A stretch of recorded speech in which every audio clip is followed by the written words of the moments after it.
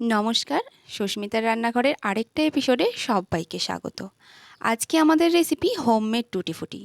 আর এই টুটি ফুটিগুলো বানানোর জন্য বাজার চলতি কোনো রকম প্রিজারভেটিভ কালার ব্যবহার করব না। তাহলে চলুন দেখে নেওয়া যাক রেসিপিটা শেষ পর্যন্ত দেখার জন্য সকলকে অনুরোধ রইল। টুটি ফুটিগুলো বানানোর জন্য দুটো পেঁপে নেব। টুটি ফুটি পেঁপে দিয়েও বানানো যায় এবং তরমুজের খোসা দিয়েও বানানো যায়। আজকে আমি কাঁচা পেঁপে দিয়ে বানাবো। প্রথমে আমি 250 গ্রাম পেঁপে নিয়েছি। পেঁপেগুলোকে খুব ভালোভাবে খোসা ছাড়িয়ে নেব। খোসাটা ছাড়ানোর সময় খেয়াল রাখতে হবে পেঁপের গায়ে যেন কোনো রকম সবুজ কালারের খোসা রয়ে না যায়। একদম পরিষ্কার করে খোসাটা ছাড়িয়ে নিয়েছি। এরপরে পেঁপেগুলোকে একদম টুটি ফুটির সাইজে কেটে নেব, মানে একদম ছোট্ট ছোট্ট স্লাইস করে কেটে নেব। তার আগে পেঁপেটাকে পরিষ্কার করে নিতে হবে খুব ভালো করে। আর ভিতরে যে নোংরাগুলো থাকে সেগুলোও খুব ভালো করে পরিষ্কার করে নিতে হবে। এইবারে একদম ছোট্ট ছোট্ট কিউব করে কেটে নেওয়া হবে। এইরকম ছোট ছোট করে কেটে নিতে হবে। তাহলে চলুন পুরো পেঁপেটা কেটে নিয়ে তারপর আপনাদেরকে দেখাচ্ছি।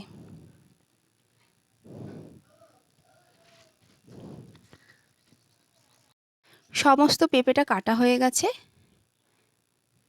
দেখুন চৌকো চৌকো করে ছোট ছোট কিউব করে নিয়েছি। একদম ছোট ছোট করারও দরকার নেই, একদম বড় করারও দরকার নেই। এরপরে খুব ভালোভাবে ওয়াশ করে নিতে হবে। কাঁচা পেঁপের মধ্যে অনেক আঠা থাকে, সেই জন্য 2 থেকে 3 বার পরিষ্কার করে ধুয়ে নেব। পেঁপেটাকে সাইড করে দিয়ে এবার একটা গ্যাসের মধ্যে কড়া বসিয়ে পেঁপেগুলোকে দিয়ে দিলাম, আর দিয়ে দিলাম এখানে 1 কাপ জল। এবার পেঁপেগুলোকে সিদ্ধ করে নিতে হবে যতক্ষণ না পেঁপেগুলো সিদ্ধ হয়। পেঁপেগুলো সিদ্ধ হয়ে গেছে। এরপরে গ্যাসের ফ্লেমটাকে অফ করে পেঁপেগুলোকে আমি জল থেকে আলাদা করে নেব। প্রথমে একটা পাত্রের মধ্যে ঢেলে নেব, তারপরে এগুলোকে আলাদা করে দেব জল থেকে। এরপরে চিনির শিরাটা বানাতে হবে। তার জন্য কড়ার মধ্যে আমি মেজারমেন্ট কাপের 1 কাপ চিনি দিলাম এবং 1 কাপ জল দেব।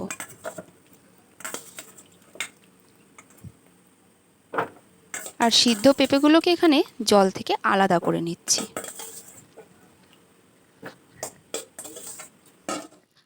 এরপরে চিনি গলে গেছে জলের সাথে এবং চিনির রসটাও ফুটে উঠেছে। এরপরে পেঁপের কিউবগুলোকে এর মধ্যে দিয়ে দেব, দিয়ে আবারও ঢাকা দিয়ে ফুটতে দেব খুব ভালো করে। প্রায় 5 থেকে 10 মিনিট মতো ফুটিয়ে নেব। চিনির শিরাগুলো ভালোভাবে পেঁপে সোপ করে নিয়েছে। আর এখানে চিনির শিরাটা কিন্তু একটু বেশিই বানাতে হবে। কখন বুঝবো চিনির শিরাটা পেঁপের মধ্যে ঢুকে গেছে? যখনই ট্রান্সপারেন্ট হয়ে যাবে কালারটা, তখন। এরপরে চিনির শিরা এবং পেঁপে সব কিছুই একটা পাত্রের মধ্যে ঢেলে নেব।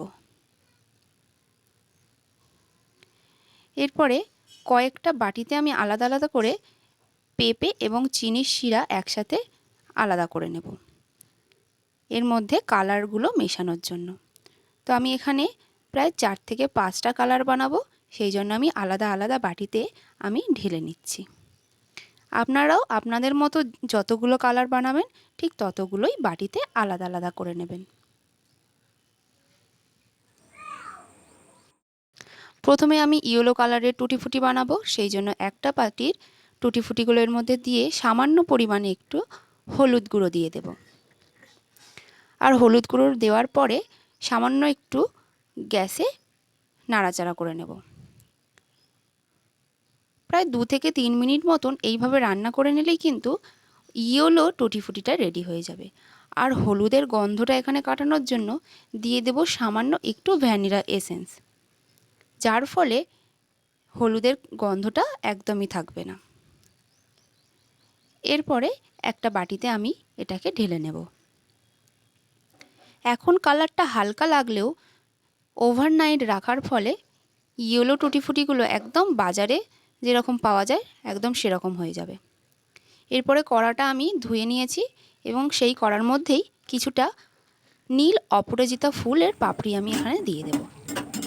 আর দিয়ে দেব হাফ কাপ জল। হাফ কাপ জলের সাথে অপরাজিতার ফুলের পাপড়িগুলো 5 মিনিট মতো ভালোভাবে ফুটিয়ে নিলে নীল কালারটা রেডি হয়ে যাবে। আর এখানে আমি 2টো বাটিতে নীল কালার নিয়েছি। আর 1 চামচ লেবুর রস দিয়ে দিলে একটা তো নীল কালার থাকলেই আর একটা পার্পল কালারের তৈরি হয়ে যাবে। তাহলে একটা নীল কালারের থেকেই 2টো রকম রং পেয়ে গেলাম। প্রথমে নীল রংটা একটা টুটি ফুটির মধ্যে মিশিয়ে নিচ্ছি।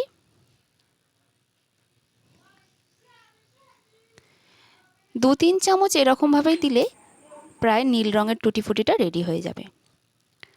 আর এখানে যে লেবুর রস দিয়েছিলাম 1/2 চামচ, যার ফলে একই নীল রং থেকে 2টো কালার তৈরি হয়ে গেল। আর এখানে হয়ে গেল নীল থেকে পার্পল কালারের টুটি ফুটি।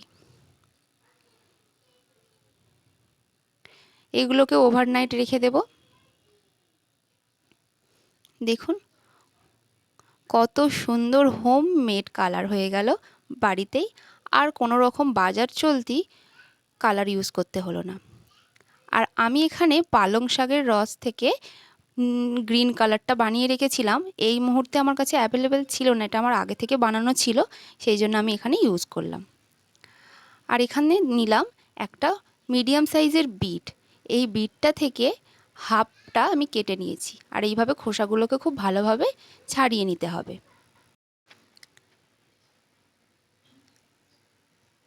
খুব ভালোভাবে খোসাটা ছাড়িয়ে নিয়ে ছোট্ট ছোট্ট করে কেটে নেব।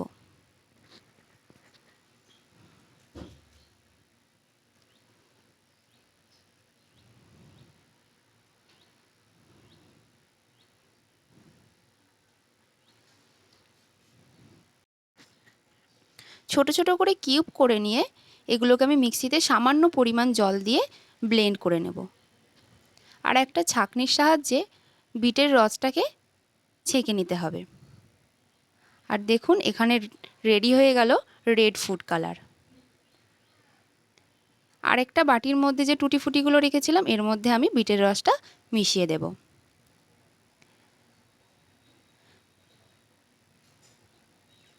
দেখুন কত সুন্দর ন্যাচারাল ফুড কালার তৈরি হয়ে গেল। এবার চলুন আপনাদেরকে দেখিয়ে দিই সমস্ত টুটি ফুটির কালারগুলো। বাজার চলতি কালারগুলো ইউজ করলে কিন্তু আমাদের বাচ্চাদের হেলথের ভীষণ ক্ষতি হয়।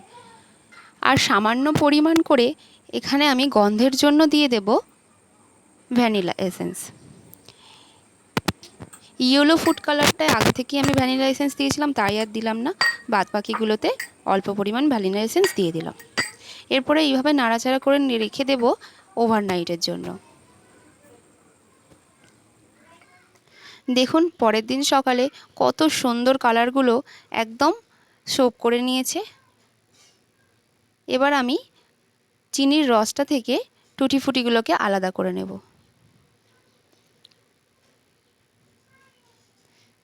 এইভাবে গ্রিন কালারটাও আমি চিনির রস থেকে আলাদা করে নিচ্ছি।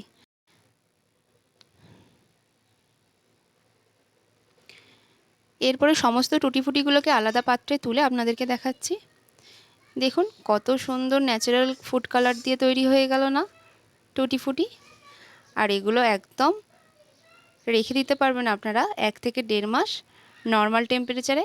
আর যদি ফ্রিজে সংগ্রহ করতে চান তাহলে আপনারা এগুলোকে একটু রোদে হালকা শুকিয়ে নিতে পারবেন, নিয়ে একটা এয়ারটাইট কন্টেনারে ভরে প্রায় 6 থেকে 7 মাস এটা ইউজ করতে পারবেন।